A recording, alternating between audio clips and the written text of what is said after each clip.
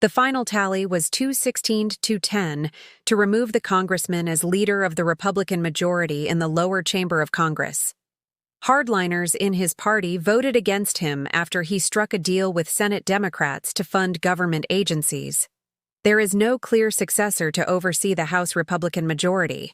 Congress has just over 40 days to agree on a deal to avoid another potential government shutdown. The next U.S. Speaker will inherit a poisoned chalice. How McCarthy lost political cage fight with archenemy. What does the U.S. Speaker of the House do?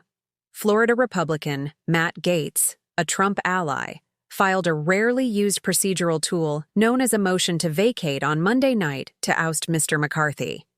He accused the Speaker of making a secret deal with the White House to continue funding for Ukraine, amid negotiations to avert a partial government shutdown at the weekend. Mr. McCarthy denies it. At a private meeting of Republican politicians on Tuesday evening after losing his job, Mr. McCarthy told colleagues he did not plan to run for Speaker again. He later took aim at his political nemesis, Mr. Gaetz, accusing him of attention-seeking. "You know it was personal," Mr. McCarthy told a news conference. "It had nothing to do with spending." Media caption: "Watch, the McCarthy-Gaetz feud."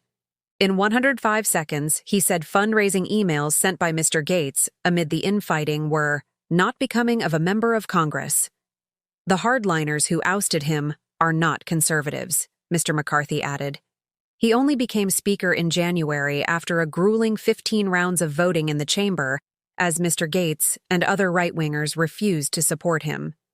To win over those hardliners, Mr. McCarthy agreed to make it possible for a single member to put forward a motion to oust him, which is exactly what Mr. Gaetz ultimately did.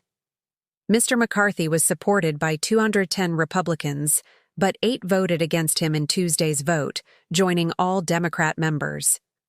One vote against Mr. McCarthy that surprised many came from a moderate Republican from South Carolina, Nancy Mace. She said afterwards, "I am looking for a speaker who will tell the truth to the American people, who will be honest and trustworthy with Congress, with both parties." Democratic House Leader Hakeem Jeffries had said in a letter to colleagues that he would not provide the votes needed to rescue Mr. McCarthy. Congresswoman Pramila Jayapal, a left